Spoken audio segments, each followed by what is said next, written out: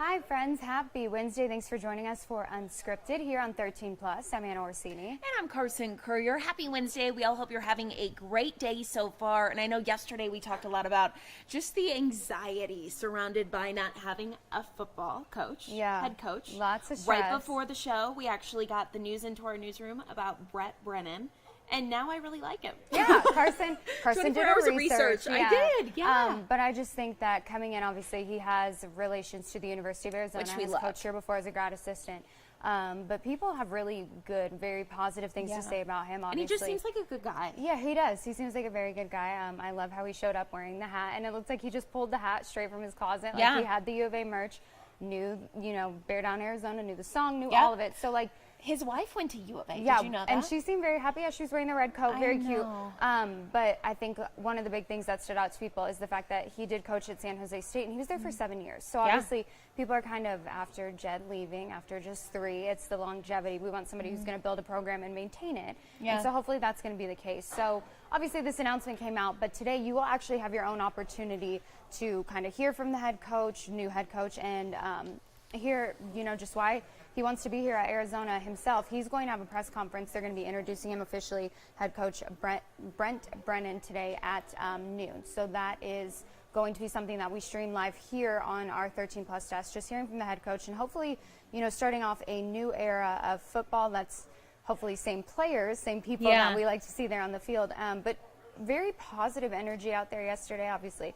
Wilma and Wilbur, fan favorites, but exactly, a lot of people feel good about it, I think. Yeah, I think, too, his relationship with Dick Tomey is something that he talks about over and over again. You can really just see how that has sculpted him or molded him into the coach that he is today. Right. He actually, there's a video, Arizona Football posted it on their social media, of him addressing the team for the first time, and he said this is the largest responsibility he feels like he's ever had in his life, being able to take on this program after the year they had and really being able to lead it into hopefully another winning season. And hopefully so far we've been keeping a close eye, of course, on the transfer portal. Haven't really seen too many U of A players enter into the transfer portal, just a handful of them. I know that he met with the team last night, and they reported that players were coming out all smiles. So hopefully we can retain the talent that we have, get a new coaching staff in there. A few coaches have already announced that they will be going to Washington under Jed Fish, but there's still some questions about some of the other coaching staff. So hopefully he can retain a few of those people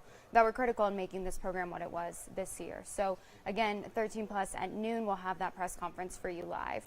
Now, we know football is not the only program in sport that people care about here at this school. So basketball tonight, big game there because it is USC versus number 12 Arizona, and a lot of hype around this game just because if you watch basketball, you may know the name LeBron James, maybe kind of familiar to you. His son actually plays for USC, Bronny James. So obviously just when you have a celebrity on your team, a lot of hype around that. But that game is tonight at McHale. Tip off for that, 8 o'clock. And speaking of basketball, today Governor Hobbs will be meeting with NCAA leaders to talk about the upcoming Final Four tournament. A press conference will be held here in about 30 minutes starting at 10 o'clock this morning. The governor will be joined by NCAA officials and the Phoenix Local Organizing Committee.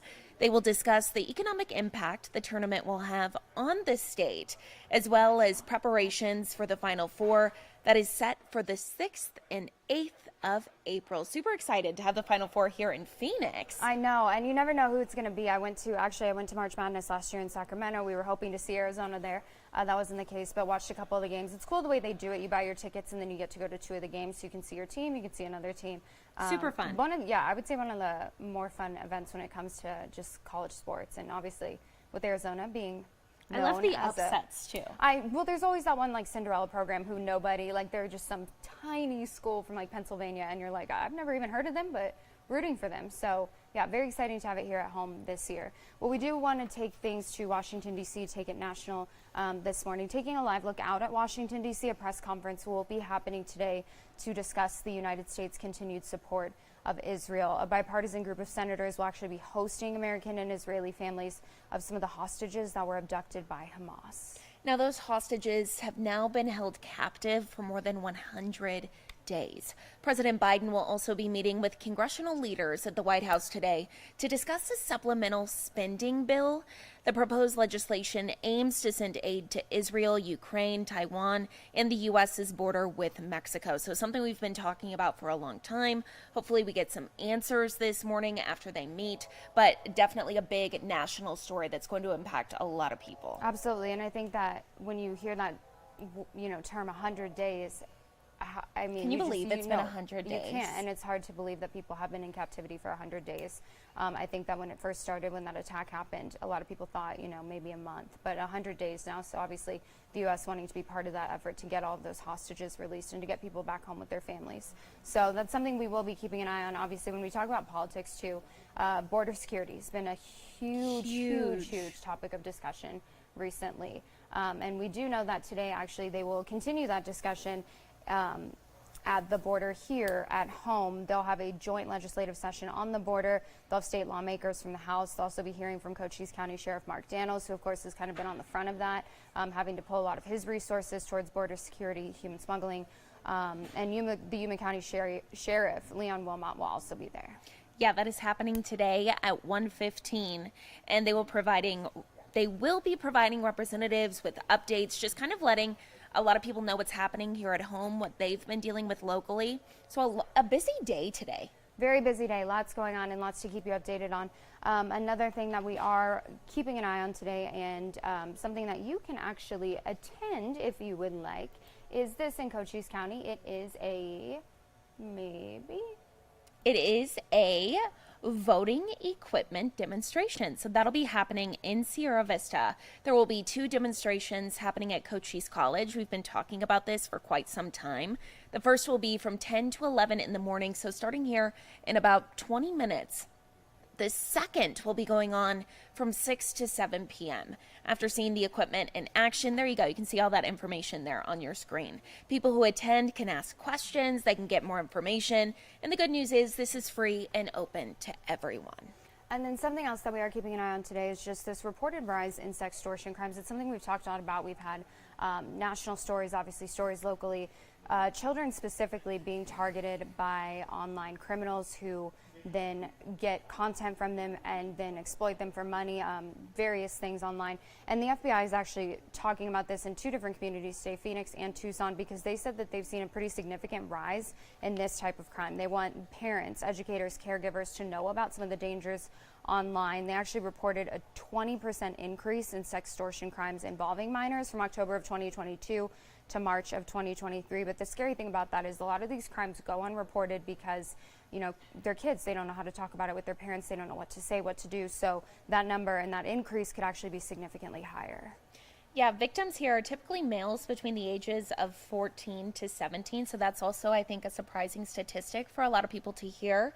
As Anna mentioned, from October 2021 to March 2023, the FBI and Homeland Security received over 13,000 reports of sextortion schemes involving minors. So definitely a big deal, something we're watching on today. Hopefully we will be able to give you some more information as soon as that happens. And I know our very own JD Wallace will be speaking with an FBI agent today, just kind of about this crime specifically and what you can do to protect your kids, because I think that's the number one thing in this. Obviously, people want their kids to have privacy, have freedom, be able to go online where their friends are, go on the social media. But it's scary. But it is scary. There's a lot of things that can happen, and I think a lot of conversations that kids may not, feel comfortable having with their parents. So just the best ways that as a parent you can protect your kids from something like this happening. So keeping an eye on that. Keep an eye on JD's story later today, coming up on 13 News. And then something else, of course, that we are keeping an eye on is this gorgeous weather here. I mean, what more could you ask for this time of the year? We've seen pictures all week.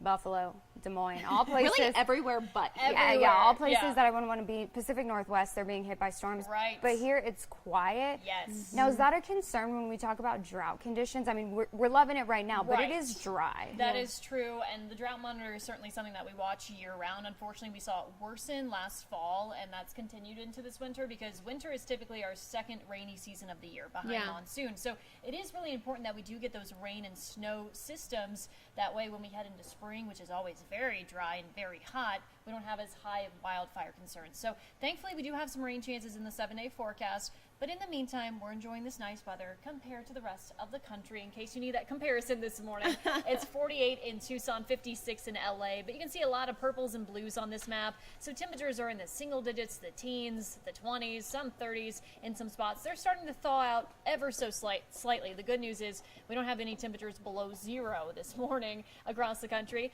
Your latest satellite and radar still seeing some snow off to our north in Utah, Colorado. That's where that Pacific storm is heading in. But we have enough ridging here locally that we are going to stay dry from this system. Really the only impact will be some cloud cover that we do see increase here in southern Arizona throughout the day today. Otherwise, regional forecast, this does pick up once we head into this weekend. So we stay dry through Saturday, no rain chances to worry about for your plans. Once we head into Sunday, we do have the first wave of some light rain, maybe some light mountain snow.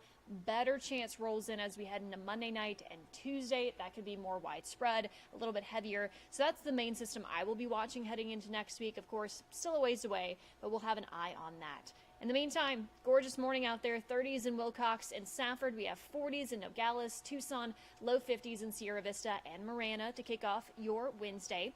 Today's forecast, low 70s by the afternoon. Just expecting a bit more cloud cover for the afternoon and evening. Today in Cochise County, expect 60s for Bisbee, Wilcox, and Sierra Vista, and low 70s even in Douglas today. Your 7-day forecast here, we see that warming trend through Friday, a high of 77 there. More clouds around on Saturday, but we stay dry, 75. And then those rain chances return late Sunday into Monday and Tuesday, and that will cool us back off into the 60s. So a little bit of everything. A little bit of everything. We get to enjoy that warmth this week, but some much needed rain on the way next week. Okay, But because not getting too cold when we get that rain. I mean, we're still in the mid-60s. Yeah. it's good to see. Anywhere else would be dreaming of those temperatures right now. So, a little bit of something for everybody. Awesome. Perfect. Thank you, Mallory. Of course. Well, of course, if you are looking at those temperatures and you're like, hey, I want to do something, why not go to the zoo? To the Reed Park Zoo? Because look at how cute this little guy is. Oh, my This gosh. I can't get over it. So cute. He is their new giraffe calf. It's hard to believe by looking at him that he was actually born on Monday. Brand new. We've been waiting on this, though. We've been talking a lot about Penelope. That's her name, correct? The mom, Penelope. Penelope, yeah, super Penny cute. for Penny. short. Oh. Penny. She's a good girl. She's been expecting this baby for quite some time. We've all been anxiously awaiting. I think it's been decades since we had a giraffe birth here in Tucson. So a lot to look forward to. And how cute. I mean, you look at it and you think, oh my gosh, that's so small. But really, isn't that baby like 6 foot? He's 6 feet tall. 6 feet tall, 2 days old. Big guy. They haven't named him yet, so it is a boy. With the zebra baby that they just had, Anna is the zebra. She just had a baby a couple weeks back. And We love Anna the zebra. We do love. I want to meet Anna the zebra. So if anybody from the Reed Park Zoo is watching, just know I want to. Biggest fan of that zebra. But so they're taking suggestions or having people vote on the name for the zebra. Don't know if they're going to do the same thing with the giraffe, but We'll have to wait and see. I mean, truthfully, Penelope, I feel like is such a strong name for a giraffe. I think we should go to the zoo and then take a picture. You think they'll let us see Penelope? Penelope? I mean, they probably won't let us Not touch her. Penelope, the baby. The baby, Penelope's baby. I don't know. They're probably. I don't know how that works. We'll find out. Yeah, we'll find report out. back. I just want to meet all the babies at the Reed Park Zoo. Very, very cute. So yeah, this is our newest little resident there. Well, not so little resident there in Tucson, but very, very cute. Congratulations to all the staff at Reed Park Zoo. Now, if you think of January as your favorite time of the year because you know that Girl Scout cookies go on sale, hey, you're just We've like got us. the perfect people here to talk about it. Perfect people. So why don't y'all go ahead and introduce yourselves? Tell us a little bit about how you're involved with the Girl Scouts of Southern Arizona and what you do specifically. So my name is Leia Begay, and I am a Girl Scout, a part of Girl Scouts, and I've been a part of the program for 11 years. Wow. And I'm also a national delegate that recently went to a national convention in Florida. Oh my goodness. We'll ask you more about that. Okay. And then go ahead. Hi there, I'm Kristen Garcia Hernandez, CEO for Girl Scouts of Southern Arizona. Okay, so can you tell us a little bit about, we were talking about the Girl Scouts and just how there's different, I guess, Southern Arizona, different regions. So what's special about Southern Arizona to both of you? Well, for us, we love having our local program. You know, Tucson has very much of a small town, big city feel. So we love that all of the programming that we do is here local. All of the proceeds that are made through the cookie program or through donations all stay here locally. So we're certainly part of the community and at the heart of what makes Tucson great. And we actually learned just recently when we were talking here before this interview that Southern Arizona, the troops here, you guys actually are really good at selling Girl Scout cookies compared to other troops in the nation. Correct. One of the best. Yes, we have the highest per girl average, which means on average our Girl Scouts sell 562 boxes Wow. of cookies each year, and that's on average. Oh my gosh. The normal rate is usually about 200 to 300. That's a lot of cookies. So as far as the Girl Scouts go, obviously we see them out selling cookies. People love I love the cookies. But that's not all that the Girl Scouts do. So you said 11 years you've been involved in the Girl Scouts. Yes. What are some of the things that you've done? So I've been a part of numerous programs. I believe that it's important that, like, I think that it's important that I do this because it provides me with different life skills, like entrepreneurship skills, like through the cookie, and also through money management, which also can come through the cookie, and other programs. And then also it provides me with leadership and communication skills. Like I said before, I was a national delegate, and I was able to help direct the movement of Girl Scouts. Wow. And I think it's really important to note here that you guys are selling these cookies. Everyone loves them because they're so delicious, but that money actually goes towards something. So what does it go towards here in Southern Arizona? Absolutely. It's important, and I'll let Leah share examples of what they've done with their troop funding, but it's important to know that all proceeds stay here local. We've been doing this program for over 100 years, and the reason being, of every philanthropic dollar given, less than 2% actually goes to fund girls and women's organizations. So we need to be creative, and this was an entrepreneurial program that allows us to not only sustain the movement, but learn people skills, business ethics, money management, etc. And Leah, please feel free to share what you've done with the proceeds. So for me personally, I've used my cookie money. In the past, I've done a Girl Scout Silver Award, which has provided me with about 50 hours of volunteer work, and I was able to create a touchless hand washing station during the, I would say, peak of COVID, and I was able to help the Navajo reservation with that. And then I believe also before that, with my sister, I was able to create like care packages that included like toilet paper, hand sanitizer, and food for the Navajo people. So that was kind of like the beginning of my Silver Award. And then right now, I know in our troop that our juniors are in the process of doing their Bronze Award, and they want to create a little library in Tucson, so it creates equal access to books for everyone. So when we think about the money from Girl Scout cookies, I mean, in my head, I buy the cookies and it just kind of all goes somewhere. And I think a lot of people think it goes into this just general fund, but that's not the case. It goes into supporting specific programs, and it sounds like supporting things that you want to pursue individually, things that are important to you. So I've been in programs like, was it Catching Fury?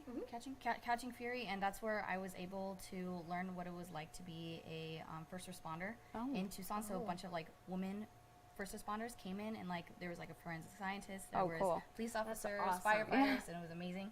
I thought it was amazing. Yeah. And then there's also various camps that Girl Scouts provides. Like there's one on Mount Lemmon called, Camp Whispering Pines, and so I'm actually I'm in the process, and I want to become a camp counselor up there. So I've been an aide there.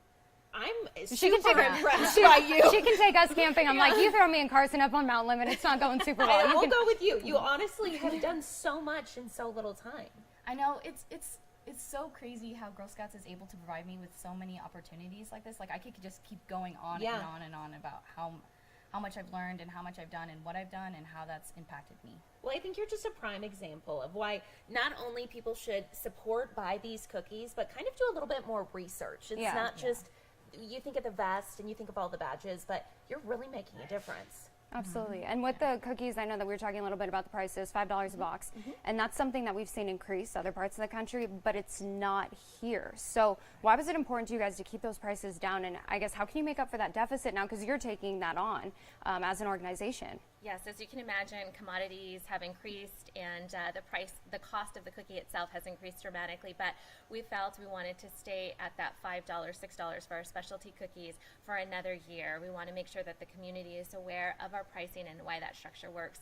In future years, we will need to do an increase, but we wanted to stay it here. So this year, our goal is March to 1 million, so we're hoping to sell 1 million boxes of Girl Scout cookies, and of course, that will allow us to absorb that additional cost, but also we want to celebrate. We've been so close over the years, so I think we're ready to hit a million. If everyone's selling 500 boxes, I'm like, you should get there, right? Like, you guys are just cranking out the cookie sales. So this year specifically for people, I know for me, like I don't know any Girl Scouts personally up until now. I can go through you. You can be my vendor. But for people who don't know any Girl Scouts, what's the best way to go and find cookies? Absolutely. There's two ways. You can go to our website, and we have a link that you can go directly to find cookies. We have our cookie locator on there where you just enter in your zip code and how far you want to travel, and you can find the nearest cookie booth towards you. You're welcome to call our council. All that information's on our website. And there's also an app. It's called the Cookie Locator app, in which, again, it works very similar. You can put that zip code into your phone and find out where a booth is. And we're grateful for the incredible support of Southern Arizona in Tucson and the greater area. And we encourage you all, when you're purchasing a box, again, it's so much more than just the great treat that you're receiving, which is delicious. But you're powering all of these incredible experiences for Girl Scouts just like Leah. And one last thing I'd love to share is that every girl has the opportunity to become a Girl Scout, regardless of ability to pay for the annual fee. We offer unlimited camperships and scholarships for Girl Scouts to be able to participate in all our programs, and that's all because of the power of the cookie. Wow. So this really is a big deal. Yeah. In more ways than It just makes that cookie, I feel like, taste even better this year. I'm going to be eating every Exactly. single cookie knowing where it's going and how that money is now benefiting the programs that you guys support. As far as cookies go, and this is super random, you may not know the answer off the top of your head, what's the #1 selling cookie in Southern Arizona? Oh, of course we know that. Oh, you do? Okay. Oh, gosh. Maybe. I feel like it's always okay. Well, the Thin Mint. The Thin Mint. Is it the Okay, Thin that's Mint? a fan That's favorite. what I would have said too. Yeah. Fun fact real fast. So Okay. the #1 cookie sold in the U.S. is the Oreo. The second most sold cookie is the Thin Mint, which is only sold 3 months out of the year. Now, I So was it's going to pretty say, incredible. you can get Oreos any time of the day, anywhere, Yeah. but the Thin Mint, there's a very short window, and that's #2 in the country. People love those, because it's the people like my mom who are just stockpiling them in the freezer all year long until the next Girl Scout cookie sale. Right. Is there anything else that you want people to know about Girl Scout cookie season or about the Girl Scouts? I want girls to know that Girl Scouts wants to include everyone, and I believe that that's one of the #1 things that Girl Scouts has provided for me. That it's given me the opportunity to. It makes me believe that my voice matters and that my story matters, and that Girl Scouts believes in my success. And I believe that's important for all girls to know in Tucson and in Southern Arizona, that Girl Scouts is a very empowering movement for everyone. Wow. Well, I think you're extremely I know. inspiring. I don't know. I mean, I don't know how old you are, but you're so well spoken. You've done so much for the community. So thank you for everything that you've done. And I think you're a prime example of why Girl Scouts is so important. So thank you for being here today. Thank you both for being here. I really appreciate it. Thank you for having us. And we'll find that website. We'll talk after this, and we'll comment it down below this newscast. So anybody who's in the comments who wants to click and find the nearest place to get cookies, it'll be easy for them. Yeah. Absolutely. GirlScoutsSOAZ.org. Okay, we want everyone to help them reach their $1 million or $1 million box. Is $1 million Yes, million box? boxes. $1 million box. Carson and I can do about 1,000 between the two of us. So we need y'all y'all to do the rest. But thank you guys for being here today. so We really much. appreciate It was it. so nice to meet you. Likewise. Perfect. So we want to go ahead and take a look at another trending story. While you're ordering your Girl Scout cookies online right now, because that's what I know every single one of you are doing, up on our website right now, you can see this story. It's actually a sad story with a good ending. So this dog, and I feel like this always happens to French Bulldogs, was actually taken by a couple's DoorDash driver. So they said, I know, as if there wasn't enough nightmares that I have when it comes to my own dog, this just unlocked a whole new one. So they said that they had a DoorDash driver last Friday come by, obviously drop off, a meal, and their dog had at some point gone out because there was a storm. And so during that storm, it knocked down their fence. Obviously, mom, very concerned about her dog, went onto their Ring camera, saw that the dog, being free, being able to roam, ran across the street, said hi to some neighbors, came back to their front yard, and then the DoorDash driver picked the dog up and put the dog in the car. And so DoorDash ended up reaching out to the driver. The driver brought the dog back. Still kind of unclear at this point. This is insane. It's very unsettling. Still unclear at this point what exactly, if they knew that they were taking their dog specifically, or if they just thought that they found a stray. I'm not sure. Okay. So the DoorDash driver did bring the dog back. His name's Blue. He was unharmed. He's very handsome. He is very handsome. Man. This makes me nervous though, because I feel like Frenchies right now are like all the rage. Well, that's the thing. We saw it with Lady Gaga and her dog walker being shot, and then the two dogs were taken. And so just a very kind of strange story, but well, we're just glad that he's okay. Yeah.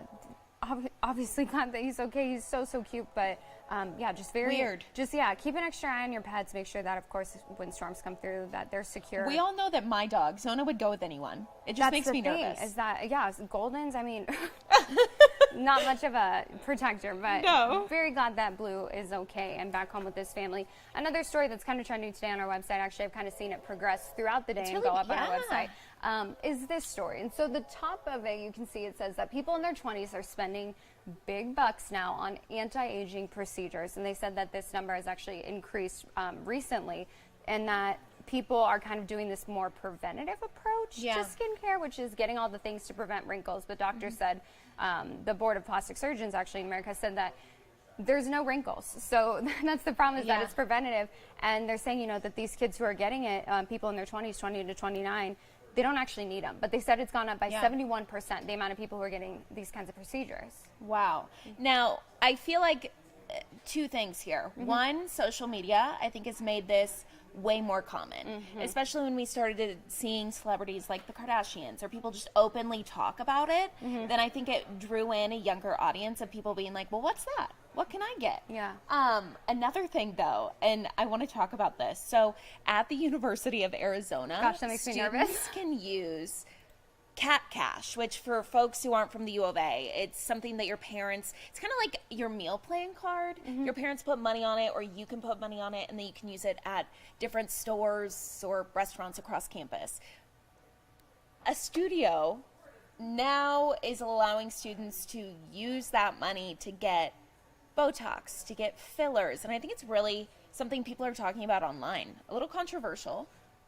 Yeah, I mean, but my parents would not be pleased if I was spending my university meal plan on injections. They would not be pleased with that.